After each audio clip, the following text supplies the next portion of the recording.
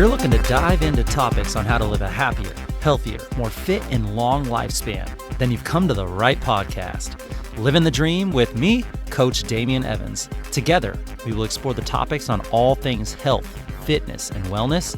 Together, we will be lifelong learners on this journey to living the ultimate dream. What up, Dream Team? Coach D here coming at you from beautiful sunny San Diego, and welcome back to the Livin the Dream podcast. And today, we are throwing it back. On Throwback Thursday, we dive into some of the best episodes from the archives, packed with timeless strategies to help you crush your health, fitness, and wellness goals. These episodes might be from the past, but the lessons still hit hard today.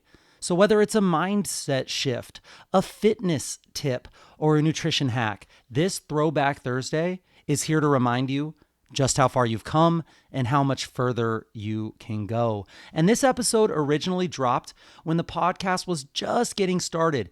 And even years later, the message still hits. Today, we're revisiting why eat less and move more is terrible advice. Why eat less and move more is terrible advice. Because while that phrase sounds simple and even logical on the surface, it's one of the most misleading pieces of advice ever given to people that are trying to lose weight, improve their health, and actually stick to change.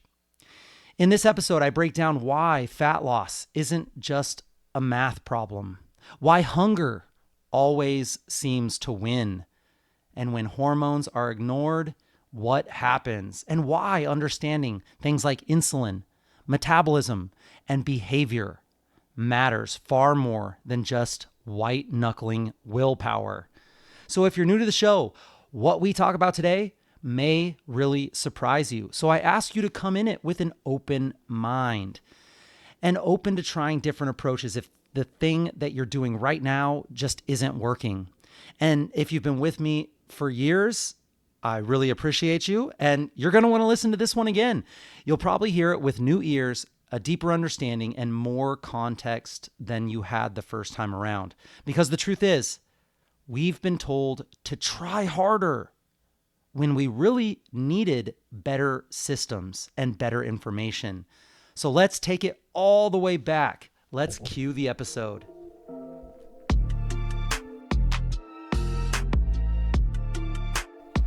All right, friends, so eat less and move more. Why can't we get this down? If a person looking to lose body fat could be put into solitary confinement with scientists watching you the entire time, with controls and variables all accounted for, then yes, if you eat less energy than you expend, you will lose weight simply by the law of conservation of mass and the law of thermodynamics. However, we are human beings that live in a super crazy world with unimaginable variables when it comes to lifestyle, environment, psychology, and all the unique mentalities of billions of different individuals. We are not lab rats, and we know very little about all the things that there are to learn what really happens with the body and the brain. The more that I research, the more that I realize the vast amount of unexplained and unexplored fitness and nutritional science. It's insane. We've been saying eat less, move more for decades, and it just isn't working. It's the same thing for finances. We could liken this to saving money. All you have to do is save more money than you spend. It's that easy. All we have to do is tell everyone to save more money than they spend, and we will have no more debt in this world. I just figured it out, right? No, wrong. This is not as mathematical as if we were isolated in a laboratory. This is a behavioral and lifestyle issue. And we also have metabolic hormonal battles that we must understand as well. One of the fitness professionals that I follow when it comes to fat cell science and insulin and metabolism is Dr. Benjamin Bikman. And we're going to be talking about him a lot in this episode because he is a genius, I think, when it comes to all the stuff we're about to talk about. And he uses this analogy, and I think it's spot on. Think about it from this scenario. If I invite all of you guys to come to my house and I have the most delicious, beautiful buffet set up, I have a football-sized field set up of the most exquisite meats and desserts and exotic fruits and vegetables and everything else that you've ever wanted and dreamed of eating. Imagine that scenario, and I said, all right, everyone, you need to come as hungry as possible so you can have as endless amount of food when you get here as you want. You can just eat as much as you want. Now, think personally, what would you do to come as hungry as possible in order to eat as much food as you could? I can almost guarantee you would not eat for maybe the whole day or even some of the day before, and I guarantee you'd work up an appetite by exercising. Do you see the problem here? You're eating less and you're moving more, and this is in order to put yourself in the most hungry state possible to eat as much as possible. Eat less, move more. Does this start to sound like terrible advice when it comes to the topic of getting someone to lose weight? This is the advice that is being given and trying to get someone to change their body composition. But it's also what we would do to make ourselves as hungry as possible. Yikes, that doesn't add up at all. And then think about our environment right now. We have all the food that we could possibly want at our fingertips, and we don't even have to move much to ingest it. I don't care how much willpower you have, how motivated you are, or how much self-control you think you have. Hunger always wins.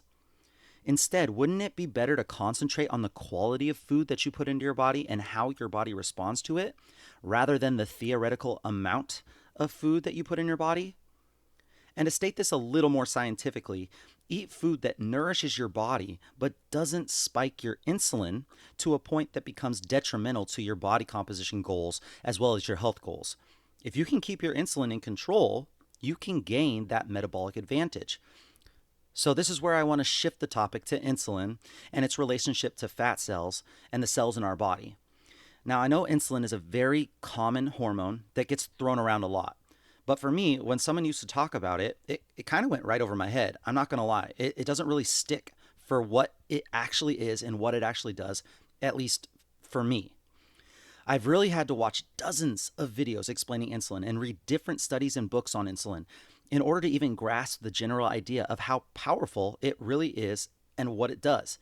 We can use it as a tool to help us get to where we want to be, but we can also have insulin be used against us to create havoc on our health.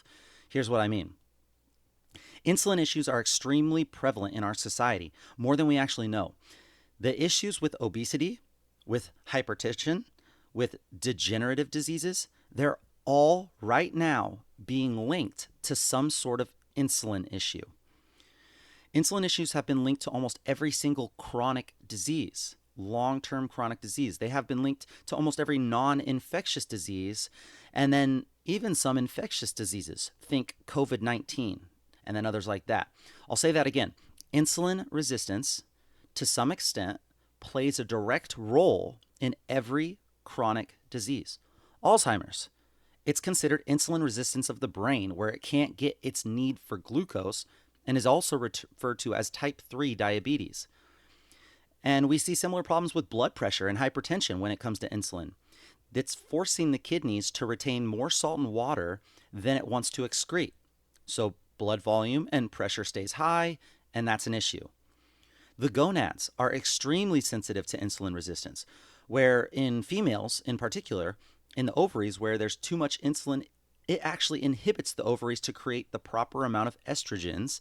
And insulin slows down the process of creating estrogen, which is a direct cause of the polycystic ovarian syndrome, which is the most common cause of female infertility. And in males, it is the leading cause of erectile dysfunction. This information comes from one of the smartest guys that I follow, Dr. Bickman. And if you want any of the information on these types of issues, I can send you his info and links. Just hit me up with a message or a comment. And I know all these diseases may be scary to hear about, but if you actually think about it, if insulin-related issues are at the crux of all these different problems, does that mean that if we could somehow figure out insulin in our own body, does that mean that we can help ourselves combat these chronic diseases? I mean, quite possibly, yes. That should be super exciting. Now let's think about our Western society strategy with combating these types of issues. We go in and we sit at the doctor's office. where they talk to you for maybe about 15 minutes to try and figure out what is going on with you. They may come to the conclusion that you have some insulin issues. So you walk out of the office with a couple of prescriptions in hand. The problem is, these prescription drugs are just addressing the symptoms of the person's conditions. It's as if we had a tree that had this disease and we just keep cutting off these branches. This isn't going to help. We have to find the root cause and address the root cause. Otherwise, those branches are just going to keep growing out with this disease. And it is known that lifestyle choices and changes have a much greater impact than supplementing with drugs that control symptoms. We have to find and address the root cause if we want to make an impactful change. So let's have a little deeper dive here on the fat cell and how insulin impacts the fat cell. With this information, not only can we understand how fat cells store and use body fat, we may also be able to improve our overall health and work to combat some of the largest health issues our world is currently dealing with. Now, in the late 90s, there was a study done detailing how fat cells release pro-inflammatory proteins called cytokines. This was an amazing discovery because this actually indicates that fat cells are actually considered more of endocrine cells. Or if we thought about it as a whole group of fat cells, they could really be thought of as an endocrine organ, such as the thyroid gland or adrenal glands or the pancreas. Never have we thought of our fat cells in our body as glands that release things into the body. This is a tissue that is secreting hormones that are influencing cells in other part of the body. This should be really crazy to think about because what do we think about when we think of fat cells? We think of them as just storage units holding this unused energy, but in fact, we are releasing these proteins that impact the body in a number of different ways from these storage depots. And with this information in the early 2000s, Dr. Benjamin Bikman was exploring the link between obesity and diabetes. He wondered why they always seemed to accompany one another. Whether large or small, he found that there was this connection between fat cells and metabolic diseases like type 2 diabetes. It started to register that fat cells are living, breathing things and not just these stagnant structures. Commonly, we used to look at cells as this bank or storage unit that just sits there. You can deposit from it and you can withdraw from it. And while that is not entirely wrong, you can do those things. It is being discovered that there is much more complexity than that. There are also different kinds of fat as well. White adipose tissue is the most common type of fat found in the human body. And when you look down and you see fat at your midsection around your hips, what you're most likely looking at there is the subcutaneous white adipose tissue. White fat is just underneath the skin. And in Dr. Bikman's research, his team was able to take these different kinds of cells in the body and measure their metabolic activity, or how much energy is required to keep that individual cell alive and functioning. And he says that the white adipose tissue fat cells are by far the lowest metabolically active cells that he has ever measured in his laboratory. So out of all the muscle cells, all the brain cells, the kidney cells, and whatever else you can think of in the body, the white adipose tissue cells use up the least amount of energy. Which, in the context of fat loss, if you're trying to make your body a calorie burning machine and lose weight, the more white fat you have on your body, well, that's really not what you want.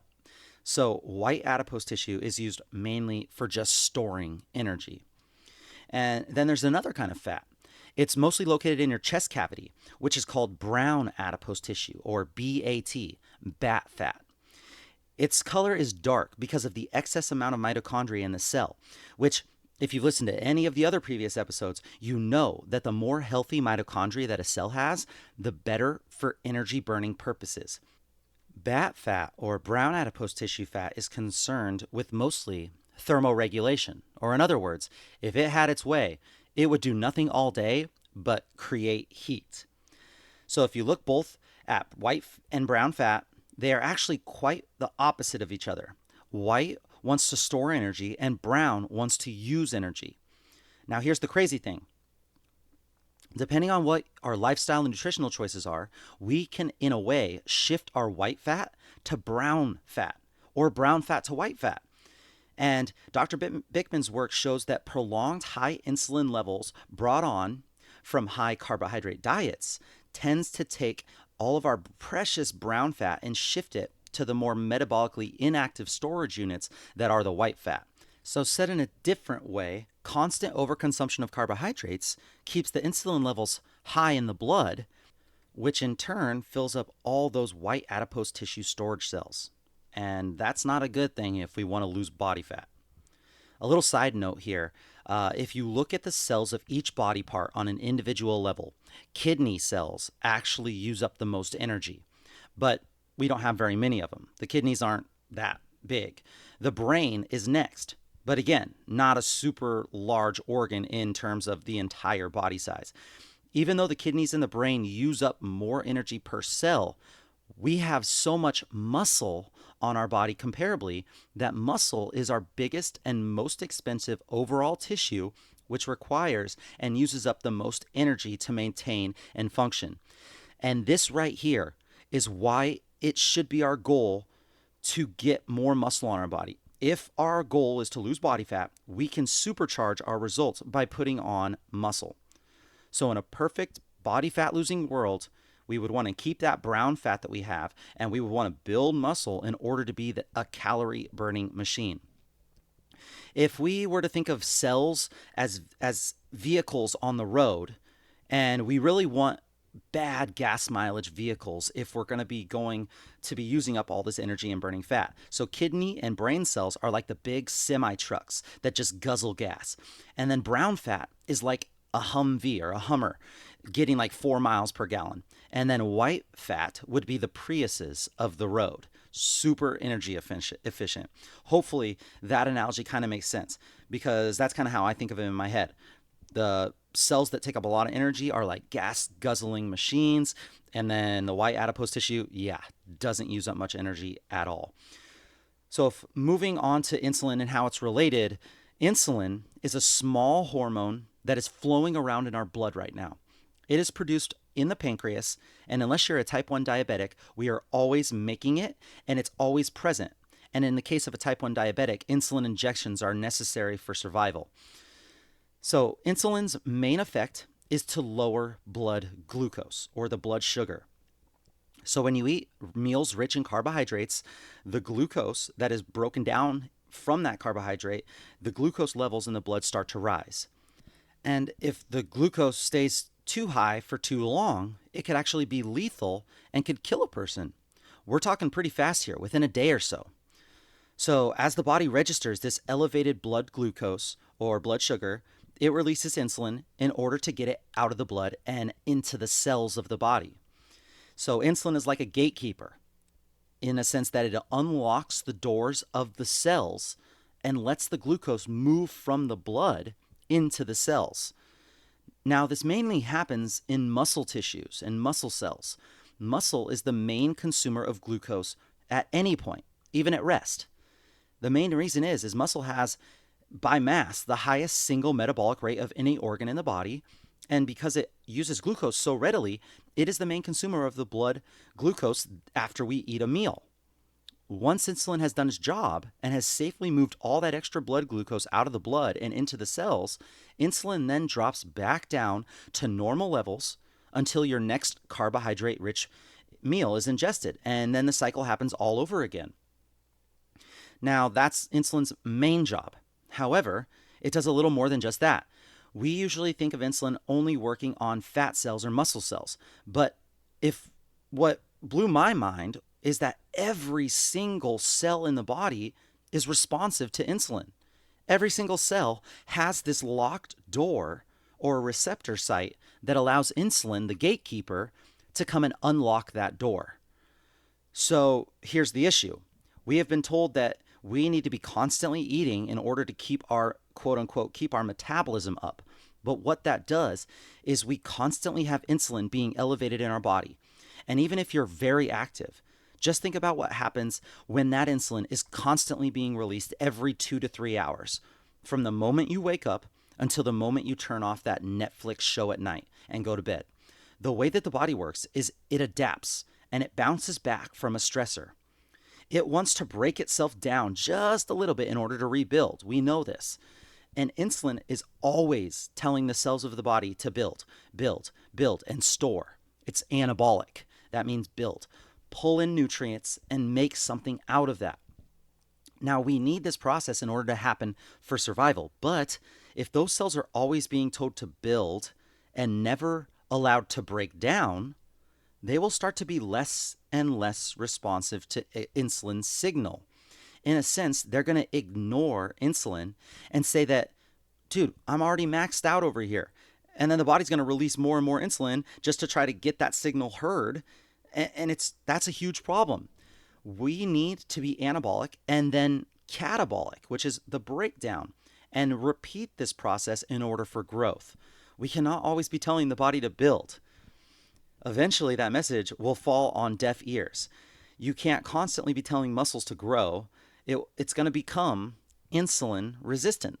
And that's what that means. If we don't have time for the cell to break down molecules and build them back up better than before, then it's going to have a negative effect.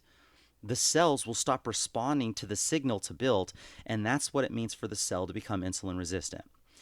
There must be periods of time where the signal is not being sent. And this is one of the reasons intermittent fasting has exploded in the last few years. The time period that we don't eat is the time that insulin levels can drop. The cells have time to break down and clear out the cellular waste, which is also called cellular autophagy, getting rid of dead and damaged cells, and then allow it to be built back stronger and better. What's crazy is that you could be eating what you think is a really healthy meal, and you go for that gluten-free muffin instead of the Costco-sized poppy seed muffin.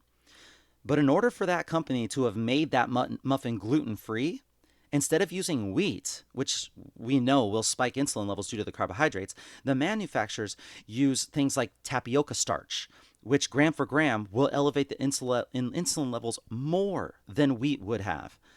And this happens with tons of different foods. Brown rice, syrup, random things will be put into gluten-free foods in order to make it more like the original food item. So it's not just the Cheetos and the Doritos and the Pepsi and all that stuff that we know is junk for us, but it's also some of the quote-unquote healthy foods that we find at Whole Foods and Jimbos and places that we consider healthy places to buy our groceries. If they are elevating the insulin levels in the blood, then they are having similar effects at the cellular level of overtaxing that cell and moving the cell closer and closer to insulin resistance. Even though it's supposed to be a healthy food, how frustrating is this? It's so hard for us as consumers to navigate this nutrition landscape. We are told that something is healthy for us, and we're told the strategies of eating more often. We're told one thing only to have us told that that one thing is actually not benefiting us at all. It's actually doing the opposite. That's why I always say nutrition is so individualized. We have to do what works for us, for you. You have to do trial and error. And if what you're doing right now is not working, that means that something has to change. Even if you feel like you are, quote unquote, eating healthy and doing everything right.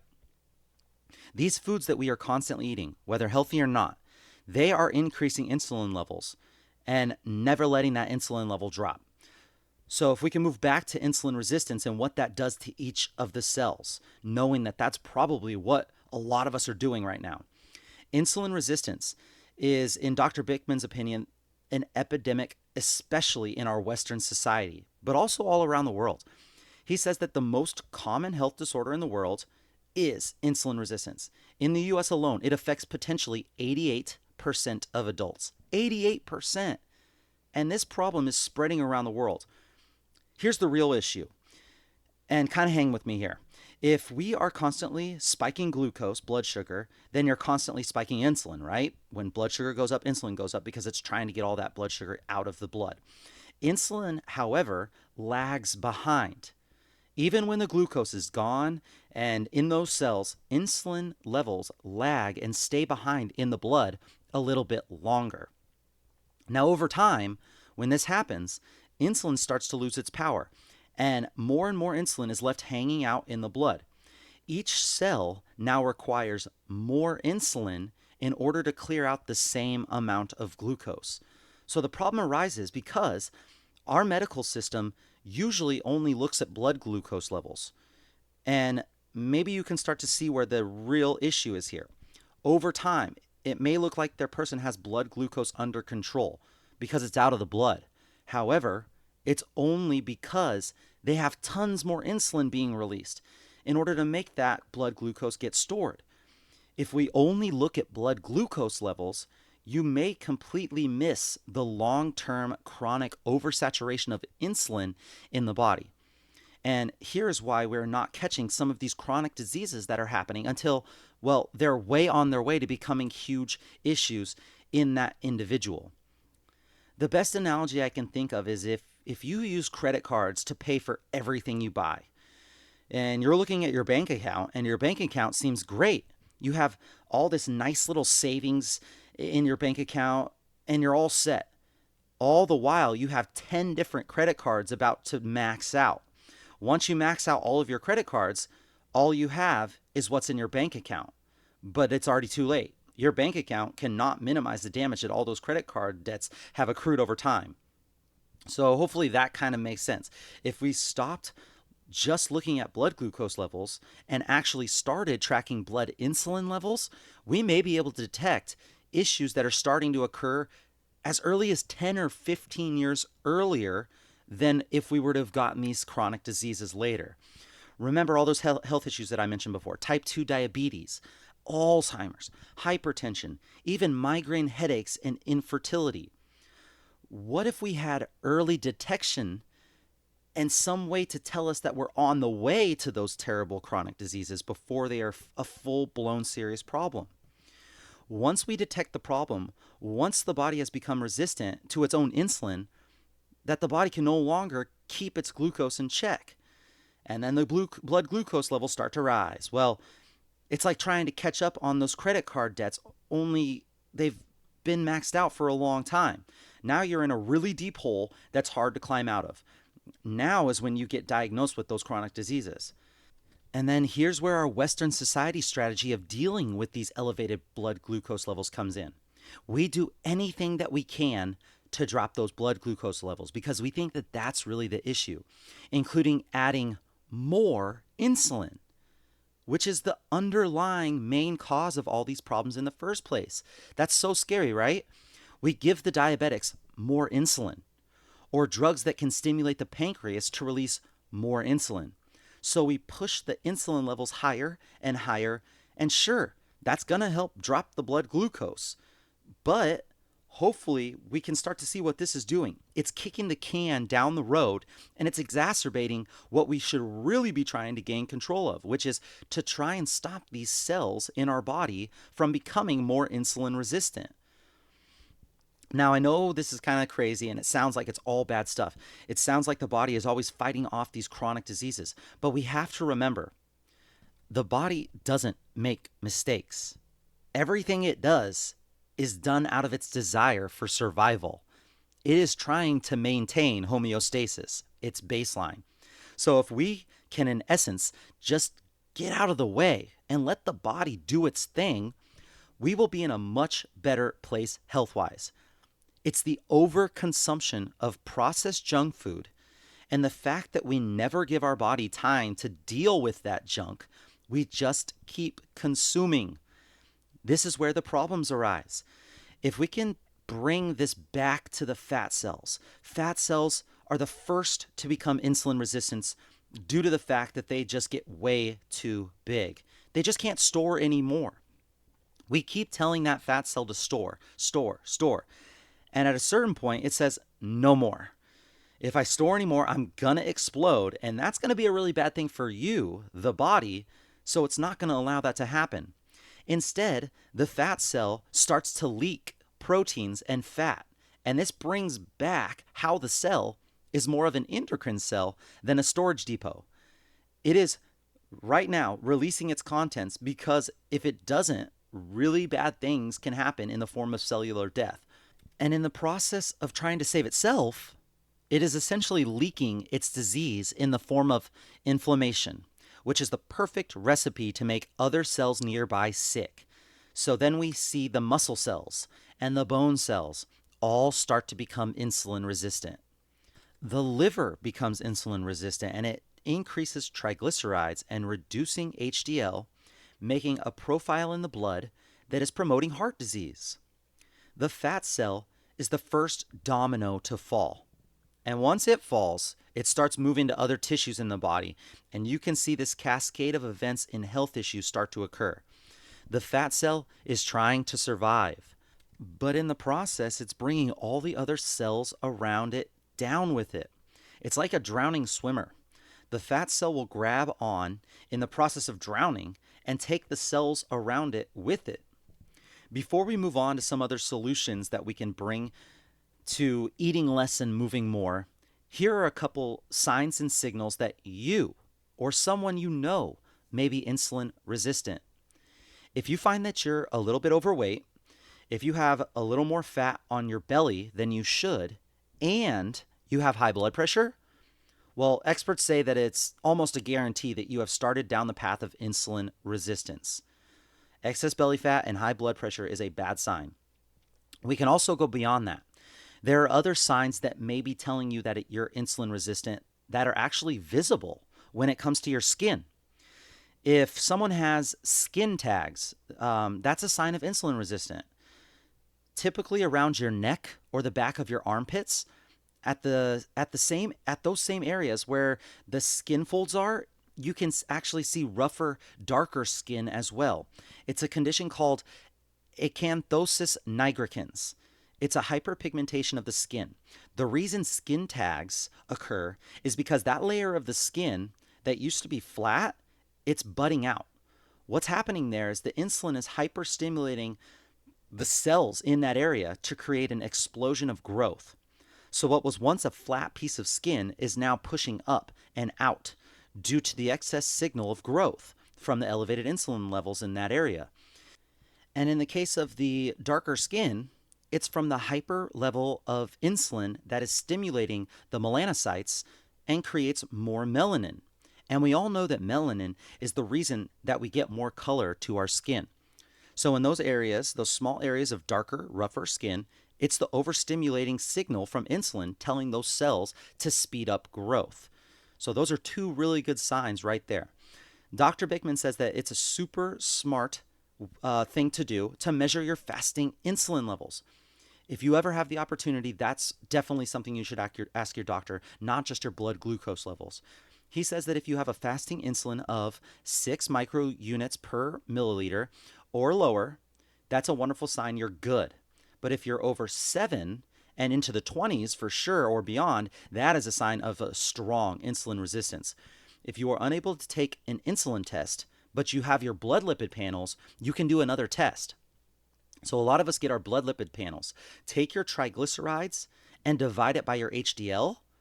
And if that's less than 1.5, that's strong evidence that you're good.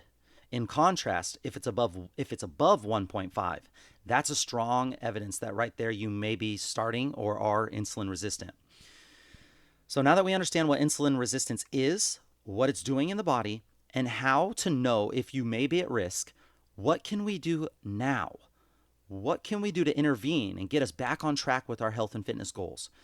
The two main suggestions that I'm reading about and keep coming up as the top two things that you can get under control is number one, control your stress levels. We have talked about this before in different categories of health and fitness. Stress. But one of the best ways to control your stress levels is getting good quality sleep. Just one night of bad sleep can increase your cortisol levels and your adrenaline levels, which in turn will have terrible effects when it comes to controlling your insulin. And that's just one night. Compare that and compound that over many nights, you're putting all of that stuff that we just talked about with insulin resistance into overdrive. Control your stress levels. Take time throughout the day to breathe. Take time and have a gratitude practice. Take time away from social media and the news, and preferably spend some time in nature. So number one, do what you can do to control your stress levels, mainly by just getting good quality sleep. And then, of course, number 2, control your insulin levels through diet. Minimize processed carbohydrates and starches. Here's something that I have a really, really hard time doing myself. They recommend getting most of your carbs and starches from whole fruits and vegetables. I myself eat very few fruits and vegetables, so I definitely need to start putting more importance on that. I know it. They're saying also try not to drink your fruits and vegetables as well. You want to be eating them in order to control what we're looking to. So minimize the shakes, minimize the blender, and maximize the whole foods. And then also prioritize your protein. My favorite macronutrient, protein. Make sure you're getting enough of it. The best sources of protein are whey protein, eggs, any kind of grass-fed, pasture-raised, good quality meat. This is what they're recommending. Anywhere between 0.6 and 1 gram of protein per pound of lean muscle mass on your body. And then lastly, fill all the remaining calories with fat. Fat has no effect on insulin. Protein has a modest effect, but fat has none. The best protein come with fat, and fat helps the body digest and use protein better. So fat and protein are a great combination, and it's more anabolic when they come together. Let the fat be a natural part of your diet. Focus on animal fats and fruit fats. Fruit fats are like coconut and avocado. Try to avoid seed oils like soybean oil or cottonseed oil, canola oil. Avoid that stuff. Soybean oil actually is one of the single most common used fats in the American diet. Even if you don't think you eat it, yes, you most likely do. If you eat processed packaged foods, you're most likely eating soybean oil or another form of it. So fill with animal and fruit fats. Try to stay away from the seed oils. And then lastly, when it comes to your eating time, your eating window, let your body take a break from eating to let those insulin levels come down. So if you eat a high carbohydrate meal, it's okay. But when you start eating back to back to back high carbohydrate meals, that insulin just keeps going up and up and up. You got to pick an eating window, like a 6-hour eating window throughout your day or a 4-hour eating window, whatever it is. And don't worry that much about how much you're eating when it comes to the amount of like calories. I'll get to that in just a second. But focus more on the quality of foods you're eating. What is the macronutrient breakdown of that food that you're eating? Try to focus on that. Do what works best for you and do what feels best for your body. Eat when you're hungry and then stop when you feel satisfied. Then to put a stamp on this whole insulin thing, let's finally discuss why movement is so important. If you know me or if you've followed any of my advice for any amount of time, you'll know how much importance that I put on movement. I seriously believe that movement is life. An object in motion stays in motion. And as soon as you stop moving, that's when the body starts dying, in my opinion. When it comes to insulin, remember, muscle is the main consumer of glucose in the body. Even someone who is insulin resistant, the power of the muscle is that it has a backdoor option to pull glucose in without needing insulin's permission. Let me rephrase that because that is so important. Muscle can help clear glucose out of the blood, even if the muscle cell doesn't want to listen to insulin anymore. So as the muscle starts to contract and relax, it can still pull in dangerous blood sugar independent of anything else. Every time I research muscle, it just keeps getting better and better on producing mind-blowing benefits. Friends, you gotta lift heavy. Muscle is a magic tissue when it comes to your health. And as a byproduct, you experience those aesthetic changes that you're after as well. Build muscle, and it's going to help us in this process. And Dr. Bickman recommends that if you are insulin resistant, or you think you may be starting to have these issues with blood sugar, or maybe you have even been diagnosed with a chronic disease like type 2 diabetes, he suggests that, contrary to popular belief, resist to have a high carbohydrate meal following exercise. When you exercise, you pull in glucose out of the blood, which in turn tells the body to stop producing insulin, meaning the insulin levels drop after exercise. And that's a huge benefit from exercise, dropping those insulin levels. And this benefit has been shown to continue into the next day. However, if right after you exercise, you eat a ton of carbohydrates, you're going to undo that benefit immediately. So, as always, it's just depending on your health and fitness goals. If you're looking for a muscle mass increase or if you're looking to gain lean muscle mass, then maybe you do have some protein and fat after you eat and after you exercise, I mean. But if your goal is perhaps health or weight loss, maybe you forego that carbohydrate rich meal for just a few hours to really reap in the benefits that exercise is offering. And this is a little controversial. So if you have any opinions or knowledge on this topic, I'd love to hear from you. And if you want to hear Dr. Bickman express this much more eloquently than myself, let me know and I can send you his material. So now that we understand how the types of foods that we eat can affect our fat loss goals, when it comes to our macronutrient breakdown like carbs, fats, and proteins, we also understand how hormones like insulin are affected by those macronutrients, mainly the carbohydrates, and how chronic increased insulin in the body can create long-term disease in the body and help sabotage our health and fitness goals. And we understand that those tiny little fat cells may not just be storage depots, but actually start to cause some serious harm when they get too large and full. So let's bring this back to the advice of eat less and move more. While I do believe if we had to simplify it down as much as possible, this advice is actually true. I also believe this advice it just isn't helpful to the average person living in our advanced, crazy society.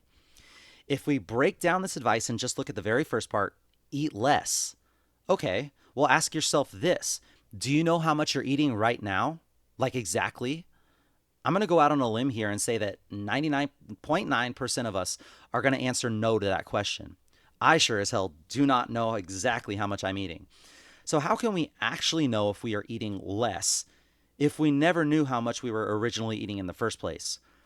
And yes, I can hear some of you already saying right now, I measure my food, I count my calories, I definitely know how much I'm eating. Well, really? Let's just talk about how did foods get assigned those calories? Are you looking at the food labels on the packages? Or are you looking at food textbooks and that tell you how many calories a chicken breast is and then you're measuring that chicken breast? Are you doing this with all of your food? Do you measure all the way down to the ranch dressing that you put on your salad or the oil that you cook your food with?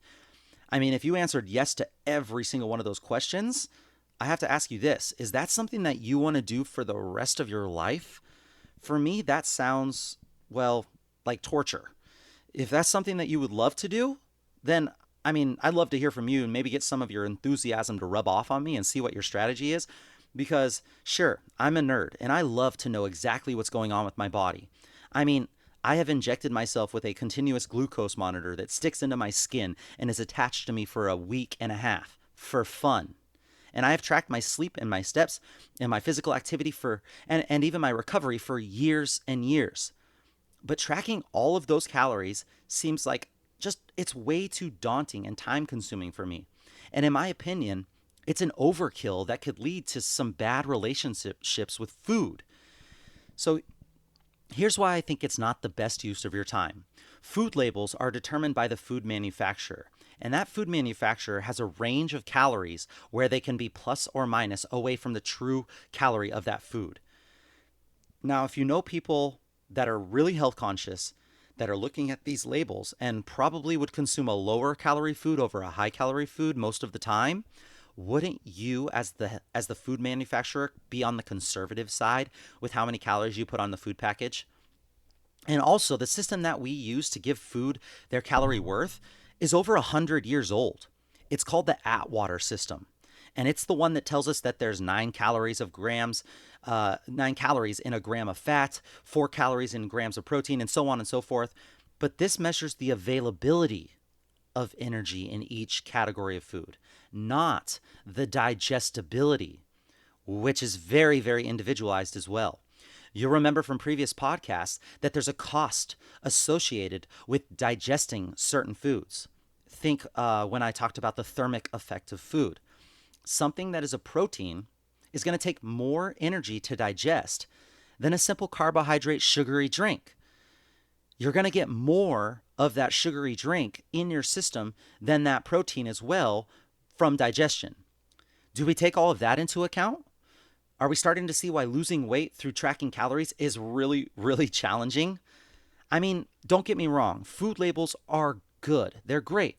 They give you an estimate of how many calories are in a certain food, but they have a bit of a flaw. And that flaw is that they fail to take into account cooking as well. So we end up with a system that overestimates the calories in unprocessed foods. So those raw potatoes that you are eating, which no one eats raw potatoes, but if you were, they might not have as many calories as you think. And then our system underestimates the calories in processed foods. So those potato chips probably have a bit more calories than you think you're eating. Plus the fact that you can never eat just one potato chip, and that's a scientific fact. And if we just look at the data, most Americans are eating more processed foods than ever. And we are battling this obesity epidemic. All that data, that it just really adds up to being where we are now. Your body burns calories through food by metabolizing the carbs, the proteins, the fats, and the alcohols into smaller molecules our body can use as energy. But cooking food changes how many calories are digestible. So if we go back to the potatoes, when raw, the sugar molecules in potatoes are too tightly packed for our digestive system to handle. But cooking causes those starches in the potato to gelatinize. That allows us in our body to access that sugar that is stored in the starch, so we get more calories out of the cooked potato than the raw potato. And on top of that, the type of cooking method might change the chemistry of the food as well, whether it's boiled or baked or microwaved. And I know we've heard about celery. Let's talk about celery. Digesting raw food takes work. Eating a raw stalk of celery has about 10 calories total. Let's say 10 calories for a stalk of celery. But the chewing and digesting uses up about half of them. So you end up only getting about 5 calories. I mean, why can't that be the same thing for pizza and cheeseburgers? That would be pretty sweet, right? But the exact number of calories you're getting is affected by way too many factors for those labels to be truly accurate for you. So maybe calories is not the best thing to look at. I mean, if you are someone that can eat the same exact meal every single day, you can see a general idea of where you're at and make changes due to that. But I don't know many people that eat the exact same food every single day. And then let's go on and address the other half of the advice. Move more. We run into the same problem. How many calories are you currently burning? You may have a tracker on you, but if that tracker says you're burning 2,000 calories a day, does that mean that if you track your calories of the food that you're eating and you eat 1,800, that you're going to lose body fat? Well, I mean, maybe, but who knows how accurate that activity tracker really is? Who knows how accurate you are with the calories or the food labels that you're eating with those calories? And then we run into the issue of the body being an adaptation machine. For those of you with jobs where you're on your feet all day, you'll know what I'm talking about here. The first year of that job, you were probably getting max calorie burn from all that walking or standing or whatever activity you're doing during your physical activity job. But 5 years down the road doing the same job, I mean, you can bet your bottom dollar that your body has adapted to becoming more efficient to that specific activity, and you're just not burning as many calories doing that physically active job as you did day one. Same thing with the distance that you run or the weights that you lift. Unless you're constantly changing the stimulus of your activity, it's probably safe to say that your calories have dropped from the first time you ever did that activity. So what I'm trying to say here is that your calories in your physical activity, well, those things are moving targets, always and forever. Here's where you're probably not going to like my suggestion, but here's what I know you will have the most success if you do this. This is going to be a journey of trial and error. Oh, I know it. It's not easy. Trial and error means that it's going to take a little bit. Maybe you track your calories with MyFitnessPal just to get a general idea of where you are. Think about on the weekends. Do I eat extra on the weekdays? Can I somehow get a baseline of where I am right now? If you can track where you're at for a couple of weeks with your food intake of just a general idea, and you're going to know you're eating different on the weekends and weekdays, most likely, you then can use that data to start making changes. Or maybe you track your activity with a step tracker like Fitbit or iWatch, or my favorite is the Aura Ring. I do believe this is a really, really good idea just to have a general idea of where you're at and where your starting point is. So now we have the starting point, just a general idea of how many calories you're eating and how many steps you're taking. So you can see intake and outtake, just a general place. So you don't have to be perfect with your tracking. It just has to be something where you know that this is about your average. So if you're eating, let's say, 2,000 calories on average for those 2 weeks that you tracked, and your steps are at, let's say, 5,000. So 2,000 calories, 5,000 steps. Well, I know that physical activity can help me with my fat loss goals. So instead of doing all these changes at once, eating less, moving more, how about I just take the next week and I get an average of 6,000 steps instead of 5,000? So I eat the same, I just increase my physical activity just a little bit. And I see how that affects. Am I losing weight? Am I gaining weight? Am I feeling better? Okay. Did I hit that goal? Did I make that a change, habit? Did I change? Okay, cool. Now I can add another 1,000 steps. I can eat the same. Once you get to a point where you think that, well, I can't move anymore, now maybe you take some of those processed foods that you're eating and you substitute them for whole foods. Does that drop your calorie intake average a little bit? Do you now start to feel better? Little tiny changes like that are going to help you to connect to your body and how you react to certain changes in your life. So I'm going to finish off this episode by listing a few small changes that you can make, but only once you have an idea of about how much you're eating and about how much you're moving. So just get an idea, track some data, and get a baseline of where you're at. You don't have to change anything for the first 2 weeks. Just see where you're at, because you're probably either staying the same and not gaining any weight, or maybe gaining weight a little slowly. So if you can see where you're at and what you're doing to help you stay the same, well, then we can make these tiny changes to go in the direction that we want to go. If you can figure out how much you eat and how much you move in order to not gain a pound, just to stay where you are, then you can really make changes with your food and activity to get your body composition where you want it to be. Your calories and your energy expenditure may not be 100% accurate with your tracking, but you can know what to add or take away to make changes from your own baseline. So here are some takeaway ideas from me and changes you can make once you get that baseline. Here's where it would be nice to get a pen and a paper or take some notes. So number one, every time you eat a meal, walk for 10 minutes afterwards. Not only will this aid in digestion and increase your daily movement, it will also be a great time to reflect. A great time to hopefully be in nature, or at least be outside. And who knows, maybe that 10 minutes can turn into something more. Start small and invest in those small pockets of time after each meal. Just invest that in yourself. This one thing alone could be a huge game changer. I promise you, if you walk for 10 minutes after every meal you eat, you will be successful in your fitness and health goals. Just do this one thing, but I'm going to give you a lot more. So number two, drink more water. I carry a water bottle around with me everywhere I go. You won't see me without one. I am constantly drinking and refilling, and a lot of times when I think I'm hungry, I'm actually not. I'm just really either thirsty or bored. Also, the more you drink, the more that you pee, and the more bathroom trips you're going to take. This right here can help increase your movement. This gives you breaks that will help your productivity at work. This also helps the entire body move cellular waste, or as some people like to call it, quote unquote, detoxify the toxins in your body. I call it moving the lymph around your system, but that's for another episode. Drink more water. I guarantee if you drink more water, you're going to see some good health benefits. Number three, increase your activity before you cut your calories too drastically.